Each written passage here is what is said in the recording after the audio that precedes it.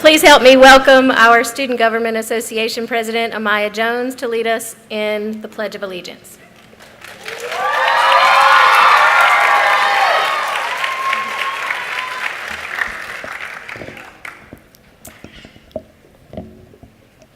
Please join me in the Pledge of Allegiance.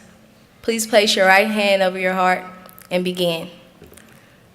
I pledge allegiance to the flag of the United States of America and to the republic for which it stands, one nation, under God, indivisible, with liberty and justice for all. Thank you.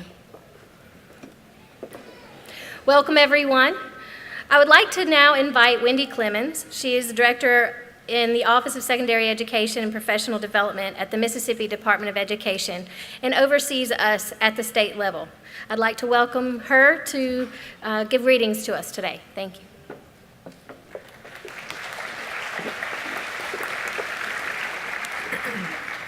Our distinguished keynote speaker, Marshall Ramsey, the Superintendent of the Mississippi School of the Arts, Suzanne Hirsch, valued family and guests, faculty and staff members, members of the graduating class of 2016, welcome to the commencement exercise of the Mississippi School of the Arts. On behalf of the Mississippi School of the Arts, I thank you, Mr. Ramsey, for generously accepting our invitation to speak before the graduating class today. We have gathered here today in order to celebrate an important occasion in the lives of many individuals. This day is yours, and to the people who will always believe in you. To the candidates for graduation, this afternoon's program marks the end of 13 long years of rigorous academic training and the beginning of a transition to a different chapter in your lives as young, productive, and responsible adults. To the parents and guardians, today's event signifies the culmination of many years of hard work, sacrifice, and self-denial, all so that your children could be provided with the best education possible. Kindly accept my humble congratulations. To the faculty and staff, you are now concluding 2 years of teaching and mentoring a particular generation of talented students. You have instilled in the hearts and minds of the members of the graduating class of 2016 a genuine love of country and a lifelong love of learning. Thank you for your service. To our dear graduates, you are here because you have proven to your teachers, to your parents, and to yourselves that you have what it takes to succeed, to triumph over years of challenges that those who have not had the inclination to study at the Mississippi School of the Arts can only imagine. Congratulations to you and Godspeed.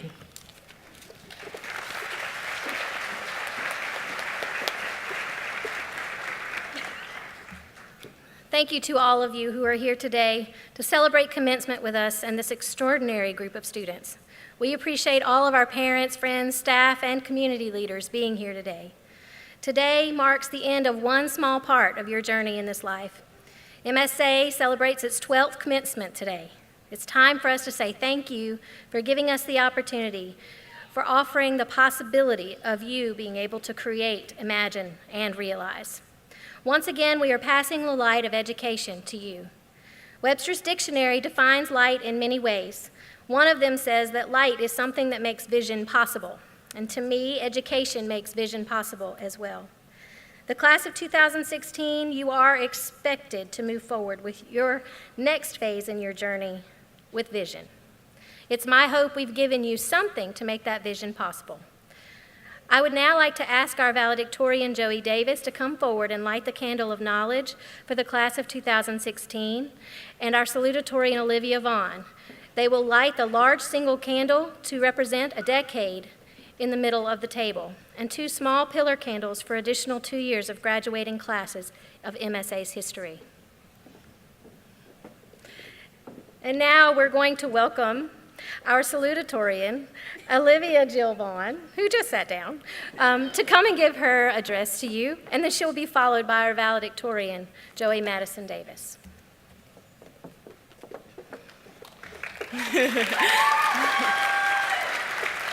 All right, I tried to make this short, but we'll see how it goes. Okay. Well, guys, we did it.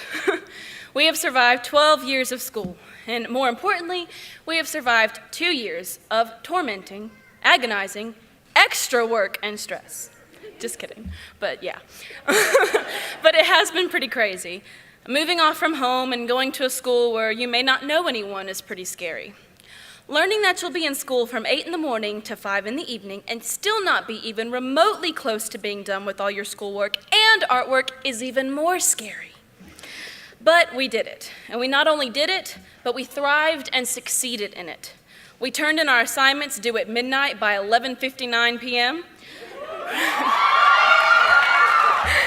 We ran downstairs to sign in before the BHS bus left us behind. Some of us failed. And we snuck past Miss Holmes on the second floor desk when we didn't have a badge or a pass.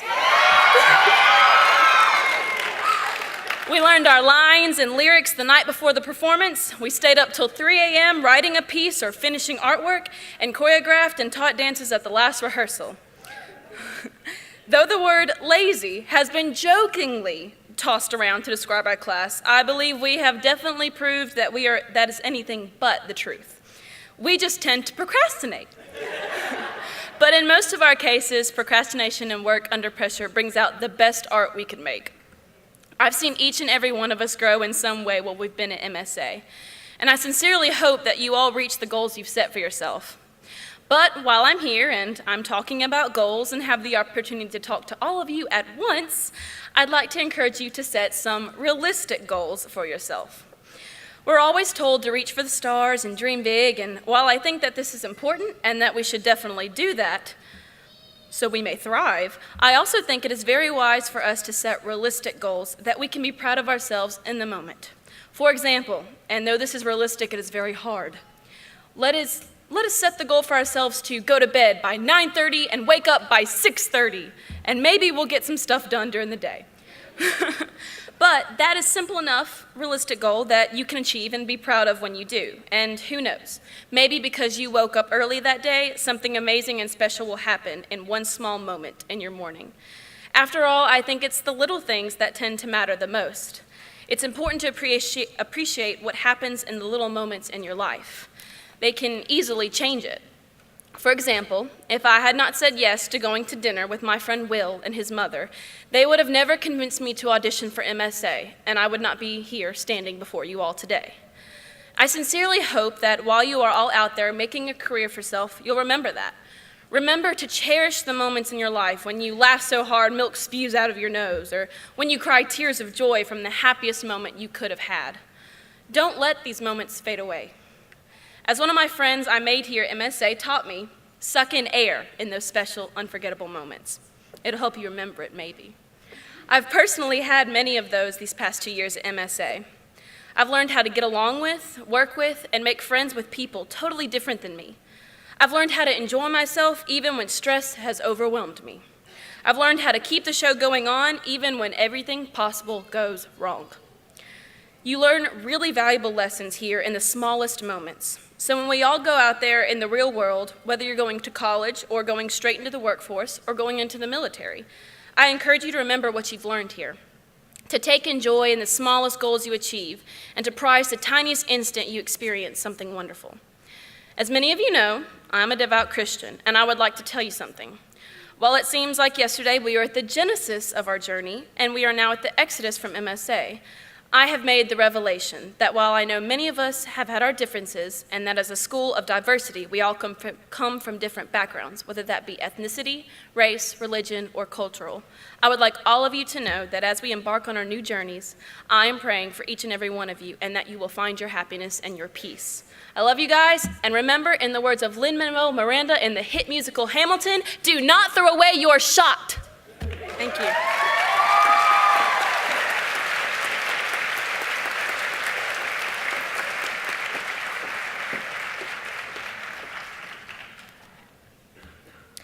Good evening, graduates, friends, family, teachers, and administrators. It's an honor to stand before you today as the valedictorian of the class of 2016.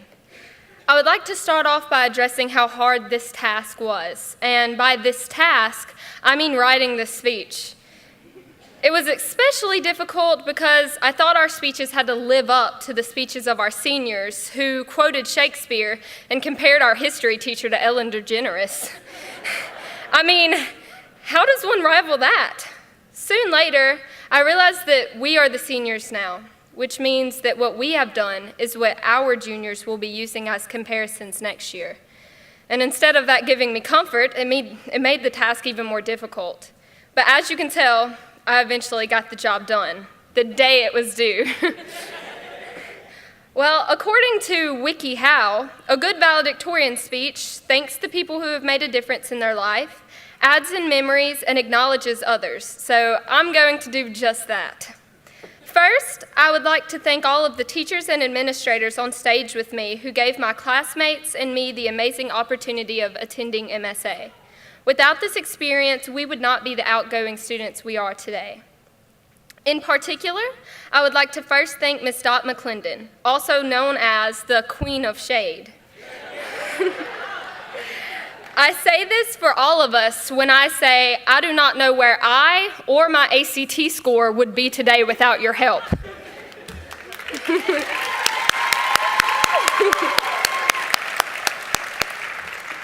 Next, Miss Lori Britt.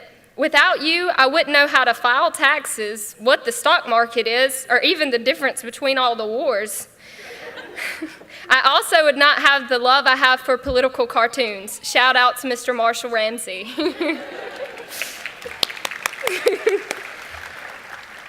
Mr. Patton Rice, thank you for helping me realize what my voice can do. And also, thank you for all the days you let us karaoke or go outside. You don't know how easily that turned my bad day into a good one. Thank you to Miss Tammy Stanford for your countless words of motivation and for accepting me as one of your own. Through all of my mistakes in class, you never gave up on me. Miss Avery Piegler, without you, a lot of us would be going into college blind. Miss Debra Price, thank you for stepping in as our principal and being so kind to us, even when we thought you were going to be a real stickler for the rules. Miss Suzanne Hirsch, thank you for juggling the millions of tasks to be done throughout the year and executing them all flawlessly. Without you, there is no way we would get so much accomplished. And to the remaining teachers on stage with me, I am upset I didn't get the privilege of being a student under you, but I know how much your students appreciate all the help you have given them throughout the past 2 years. I would also like to thank my family and friends for attending today. You have made such a huge impact on my life. Also, thank you to the families of all of my classmates for giving me the privilege to know them. Most importantly, I would like to thank my mom for raising me and putting up with me for 17 years. I don't know what I would do without your constant encouragement and love. And also to my best friend, Leona. I don't know what I would do without you. My final thank you goes to my talented and absolutely wonderful classmates. I can now say that my family has expanded and now includes another 64 people. I know that we could have not survived MSA without each other. I also know that sometimes we wonder why we're even here, but I think I finally figured it out. That feeling when you hit the high note that you've been working on for weeks, or when you finally nail that monologue without forgetting that one stupid line, or when you think of the perfect conclusion to your short story, or when the company lands that jump sequence in perfect unity, or the feeling of completion when all of the colors in your painting blend or contrast just right. That's what we're here for. We're here for those moments that might seem small to others, but they are moments of complete satisfaction to us. They define who we are now, and in contrast, MSA defines who we are. WikiHow also said to avoid being cliche by making statements about being tomorrow's leaders. But I found this difficult because I do believe that every single one of us is going to excel in life. I mean, it's hard to look at our total amount of scholarships and not do the same, even if 1 million of them are Kiera's alone. All I'm saying is I can honestly see some of us going on to cure diseases or become movie stars because as I look down on our class, all I can see is potential. We are what is to come, and I cannot wait to hear of all your accomplishments at our reunions. Happy graduation day, class of 2016.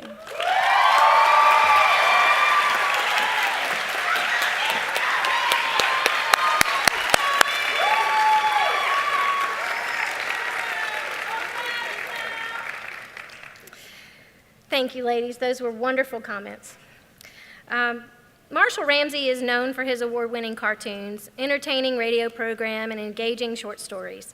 He's been living his childhood dream for 46 years, but that dream hasn't always been easy. When he graduated with honors from the University of Tennessee in 1991, his first job was as a night custodian at Pope High School in Marietta, Georgia. Ramsey is a two-time Pulitzer finalist in 2002 and 2006. His editorial cartoons are syndicated nationally by Creators Syndicate and have appeared in the New York Times, USA Today, the Clarion Ledger here in Mississippi. He is the author of several successful books, including 2 cartoon collections and short story collection, Fried Chicken and Wine, and the delightful children's book, Banjo's Dream. Ramsey's cartoons, photos, stories, and posts are frequently shared on Facebook, Twitter, Pinterest, and Instagram. And he's also the host of a weekly statewide radio program, Now You're Talking, with Marshall Ramsey on MPB. He's also a cancer survivor. He was diagnosed with malignant melanoma in 2001 and has been honored by both the Melanoma Research Foundation and the American Cancer Society for paying his survival forward. He actively promotes skin cancer awareness and sun safety through his cartoons, speeches, skin screenings, and a 5K race. He even ran the Marine Corps Marathon to raise funds for melanoma research. He and his wife, Amy, have 3 sons and a precocious dog, Pip, and they live here in the state of Mississippi. And I know if you're like me, his work every day provides a little levity in the insanity that we call our lives. So please help me welcome our 2016 commencement speaker, Mr. Marshall Ramsey.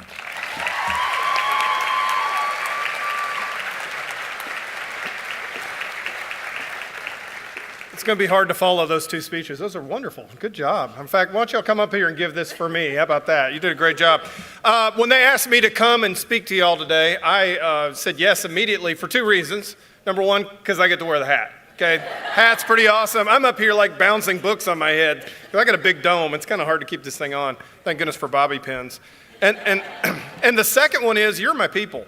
To be honest with you, I do this quite a bit. I do a lot of talking, and I've done a few commencement speeches. Loved every one of them, was very inspired by the stories that I heard, but you're my people. You are me 30 years ago, okay? Okay, let me quick test here. I know you thought you were done with quizzes and everything, but let me ask you a question. How many of you knew exactly what you wanted to do when you were a little kid? Okay, a lot of hands popping up. I knew when I was 4, okay? 4 years old. That's how Mom kept me quiet in church. She gave me crayons and she gave me paper and said, "Shut up, Marshall, draw." And that's how I got started. That's not real far from the truth. When I was 8 years old, I looked at my dad. My dad is Dave Ramsey. So if you ever hear Dave Ramsey on the radio, he is actually named for my father. And I'm not kidding you because Dave's dad and my dad are brothers. And my dad looked at me and said, "What do you want to do when you want to grow up?" And I said, "I want to be an editorial cartoonist," which was probably the weirdest thing that an 8-year-old could tell his dad, because I would have said, "I want to be a football player," or I want to make $1 million, or I want to play baseball. But I said, "I want to be an editorial cartoonist." And he looked at me and he said, "You'll do it. I believe in you." Which that right there, I'm talking to you right now. Now I'm going to shift over to y'all, because they're sitting here right now because of you, because of what you have done over the years to believe in them. I interview so many people on the radio that do amazing things, and every one of them to a person says they had a strong parent or somebody in their life that believed in their dream. Okay, so let me fast forward a little bit. I get to high school, right? And we didn't have anything as cool as this high school when I was growing up in Georgia. So I went to Sprayberry High School, which sounds like Mayberry, I know, but we had about 3,000 students. And I played football, but one day the English teacher came up to me and said, "How would you like to be the editorial cartoonist for the school newspaper?" And I said, "Yeah, that's like a free A right there, I'll take that." So my job was to draw cartoons in all the holes that were left in the paper. And my very first cartoon got me sent to the principal's office the next day. Now, I could tell you the story, and I will tell it to you briefly. To get into our library, you had to have a blood test. You had to have a lock of your dead grandmother's hair. And my grandmothers were alive, so that was a real problem. it was very difficult to get in there, and so I drew a picture of the librarian. Don't repeat this, okay? Don't draw this, you'll get in trouble. But I did the librarian with a machine gun with a little Nazi helmet on. And I, of course, thought, because I know that none of you ever feel this way when you do anything artistic, that you're going to just get rose petals thrown at your feet after everybody sees your great work. Well, I was thinking that was going to happen, but guess what happened instead? I was sitting across from one very angry librarian at 8:30 in the morning, and the principal saying, "Explain yourself." It was the last time one of my cartoons has made a difference. But I looked at him and told him the story that it was difficult because I played football and I worked and I did all these things and I couldn't get into the library. And he said, "Is that true?" And the librarian said, "Yeah, it's true. I really don't want anybody messing up the books during lunch." And he said, "Well, what else are the books there for?" So they made it easier to get in there. And at that point, I was hooked. I knew I was going to be an editorial cartoonist. Flash forward to the University of Tennessee. I got a scholarship there to academics, not football, trust me. And my advisor told me not to try out for the school newspaper because they already had a cartoonist. So you know what I did? Do you think I said, "Okay, sure"? No, I walked downstairs and I beat that person out. And I did that for 5 years. And that's where I learned my craft, was practicing every day, learning how to draw cartoons. I did a lot of bad cartoons. Well, heck, I still do bad cartoons. But the thing was, I got an education by working my can off and working hard. And you've been doing that already, so you're way ahead of where I was. So I graduate, right? I ran out of classes. One day I walked up to the building and there was my name on a list. I'm like, oh, what am I going to do now? So I'd won the top editorial cartooning award in the United States of America. It's the equivalent of the Heisman, except no glory whatsoever. And I just knew that I was going to go work for the New York Times or the LA Times or maybe the Shreveport Times or even the Macomb Times, which there is no such thing, but I did not. I ended up working as a high school janitor. And I got to tell you, that was not on my career path. And I also got to tell you this, I threw a heck of a pity party. How many of y'all ever thrown a pity party? Okay, the rest of you are lying. Let me tell you about my pity. My pity party was so epic, I even served snacks, okay? So for 6 months, I walked around with a barrel. And by the way, high school students are slobs. I just want to let you know that. And since you're about to no longer be one, I thought I'd let you in on that secret. I walked around with my barrel with my Diplomas Xeroxed on there, feeling sorry for myself. It was a wasted 6 months. One day I went to church. I do that, at least twice a year, whether I need to or not. And I was sitting there, and the preacher started talking about the parable of the talents. And see, this is where we're alike, because we're talented. Actually, I'll take that back. I've seen your work. You're a lot more talented than I am. You really are. But, I was sitting there listening to him talk about the parable with the 3 servants, and the master was leaving town, and he was giving the talents to each one. One got 10, one got 5, and one got 1. And the one that got the 1 was so afraid that he buried that talent. And I'm sitting on the back row of that church, feeling the preacher's eyes burn through my heart, because I realized I was a servant who was burying my talent. And I went the next day to Monday, and I came with a great attitude. I immediately got drug tested. They were like, "What are you up to, Marshall? You're not supposed to smile like that." I started drawing. I started drawing T-shirts for the cross-country team. I started drawing caricatures of the teachers' husbands for $25 a pop. My price has gone up considerably since then. I started drawing on the walls and cleaning it off because I was a janitor. I could do that. And doors started opening up. One day, a lady came up to me and said, "Marshall, you're a great guy. You're a nice guy. How would you like an interview at the local newspaper?" And I said, "No, I love cleaning toilets. This is great." And she said, "Okay." And I said, "I'm kidding. Okay, you got to learn sarcasm here. That's my currency." I applied for that job and I got it. Took a cut in pay, but by golly, my foot was in the door. Then one day, a lady came up to me I worked with. Her name was Maggie. And Maggie was a pretty cool lady. She was 45, which I thought was incredibly old. Now I don't think that's old. But Maggie's husband was an Eastern airline pilot. And they'd gone from a really strong 6-figure income in the late 80s and early 90s to nothing. They were bankrupt. And she went to go work as a janitor to keep the family together. See, that's when I realized, number one, I was lucky to have a job because work is sacred. And I was very lucky to have that job. But I really, really liked Maggie. And one day she came up to me and she said, "How'd you like to go out with my daughter?" And I thought, my gosh, your standards for your daughter are really low. I'm not going to be a doctor here. I said, "Okay." And I met her. She was at the University of Georgia at the time. I always like telling people that, yeah, you know, I get my girlfriends at the school I clean. That always makes me sound really, really bad. But she had the prettiest blue eyes I'd ever seen. And I tell you this story because if I hadn't had that worst moment in my life, I wouldn't have had the 4 best moments in my life. And yes, I do have the right number of fingers up because I've made that mistake before. I got to see those blue eyes walk down the aisle, and I got to see my 3 sons born with those blue eyes. Yeah. We've been married 23 years, and she'd like to choke me right now because I left her at home with 3 boys. But I tell you this because you guys are going to fail. And I hate to say this today because you have not failed. You've got a piece of paper that tells the whole world where you have been and how successful you've been. But you're going to trip and you're going to fall because I tripped and fell. Excuse me. Do we have an English teacher in the house? Sorry, I don't write this stuff down, so, sometimes I have faux pas. I fell, and I fell flat on my face, and it was the best thing that ever happened to me. My sister gave me a puzzle that the only way you can solve it is to go forward 2 steps and back 1 step. And sometimes you're going to have to go backwards, because at the end of the day, what's going to drive you forward, your GPS, the thing that's going to get you through the foggy path that you're going to be taking, is this. Your dream, your heart.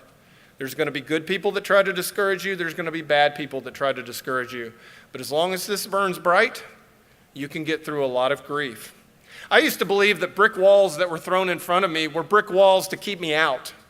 But they're really brick walls to teach me how bad I want something and how to get around it. Because the solutions that I've found are what have propelled me to this point now. I've had cancer. I got diagnosed with cancer 15 years ago. And I'd like to say the worst moments turn into the best. It has. It's been a great thing. I do recommend the sunscreen thing that they talk about a lot. It's a very good thing. I did have skin cancer. But it made me appreciate life that much more. And we've been able to do a lot of good things to help other people get the same chance I've had too. 5 years ago, I got called into the office at my job. I finally got my dream job. I'm in 400 papers around the world. I mean, I've nearly won the Pulitzer twice. I might win it yet, who knows? And they looked at me and they said, well, Marshall, you do a great job, and we know we kept you here from going to another job, but we're making you part-time right now. And I looked at them, I was like, you gotta be kidding me. I'm like, great, right? Well, apparently they had problems, and they cut me in half. Cut my pay, cut my benefits, cut everything. And I looked at them and I started laughing. And they said, what's wrong with you? I said, this is going to be the best thing that ever happened to me. And I got busy, just like I did when I was a janitor, and I got to work. I had a radio show. I now do a television show. I've done 3 books. One of the advice my dad gave me when I told him I was going to be an editorial cartoonist out of college, he said, learn the business of art. And I looked at him, well, what are you talking about, Dad? He said, you're very talented at what you do, but there's a lot of people out there that are more talented than what you do, but they're not going to be able to out-hustle you and outthink you. You take care of your business. And that was the best advice Dad ever did to me. I actually got a marketing degree of all things in college. And now I have my own company. I produce my own books. I get to speak. That's going to be you in 30 years. You're going to take the talent that you're walking out of this building with today, and you're going to be very successful because you've got drive. I used to think talent was what got your foot in the door and what made you successful. It's only part of it. You've got the talent part. Now you got to show the world your attitude and your drive. And I really believe you can do it. Look, I'm very, very proud to be standing before you today. I've seen your artwork. I've judged the contests. This school, every year when it does Scholastic Arts Contest, usually blows away every other school around the state. And I know hanging around each other and making the friendships that you made are going to last you probably for the rest of your life, because I'm going to my 30th reunion soon.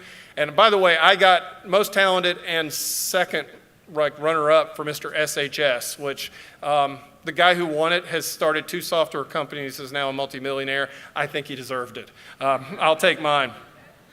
But you're going to remember today. You may not remember what I had to say, but I know each and one of you are going to find success. Just remember, when you fall down, don't make the story that you fell down. Make your story how you got back up. God bless you, and thank you.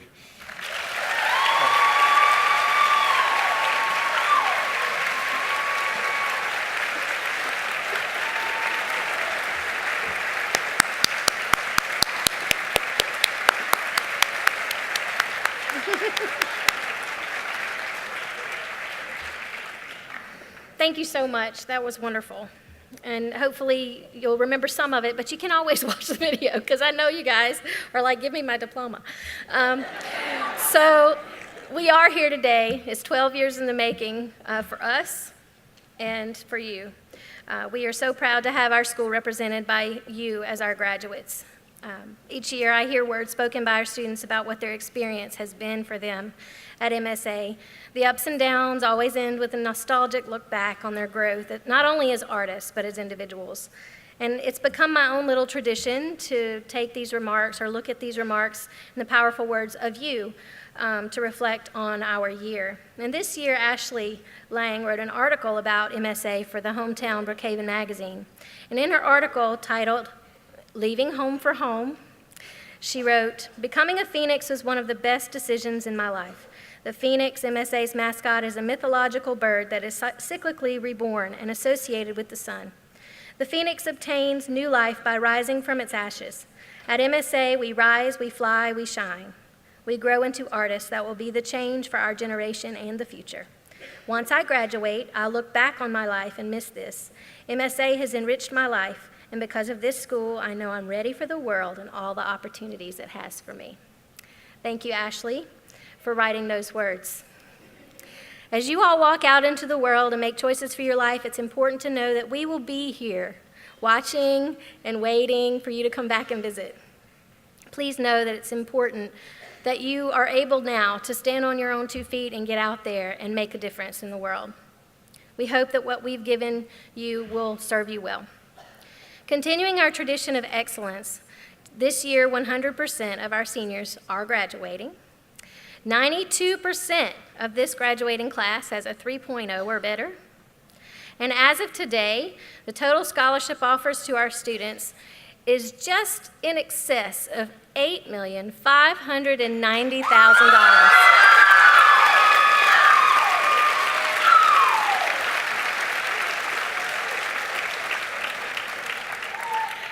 This year's average ACT was a 21.8, and I think it's probably higher now because we've had a whole lot of really improved scores since that came out. So we're really proud of you guys.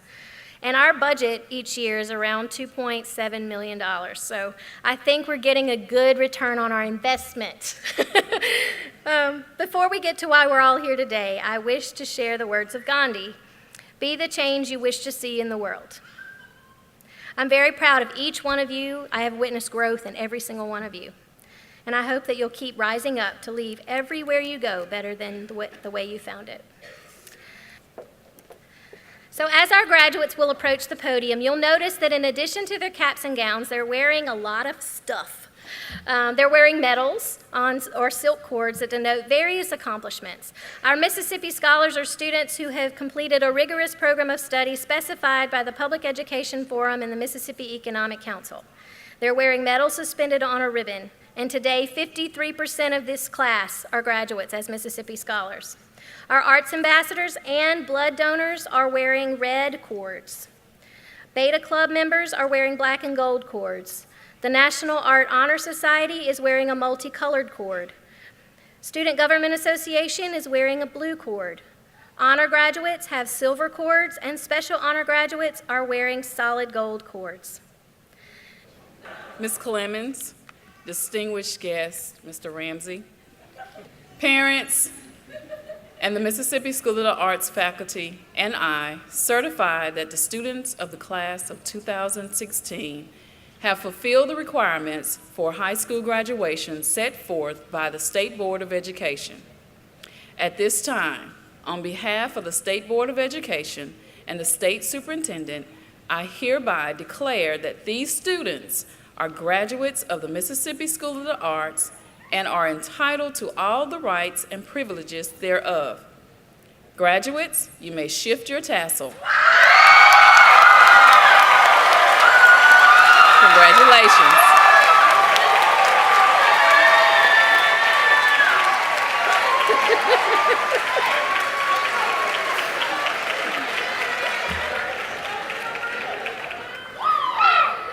So this is the class of 2016, yes?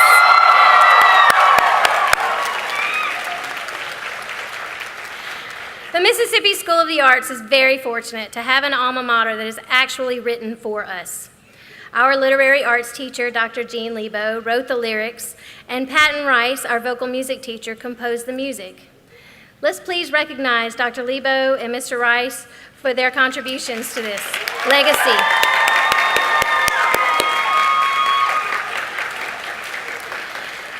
Our alma mater is printed on the back of your program.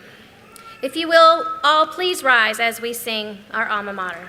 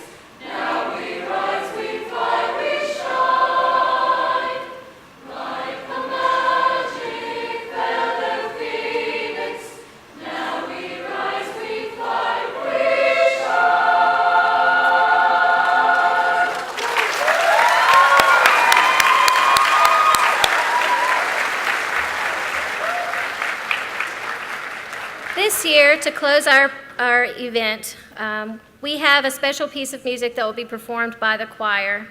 It's Rodgers and Hammerstein's You'll Never Walk Alone.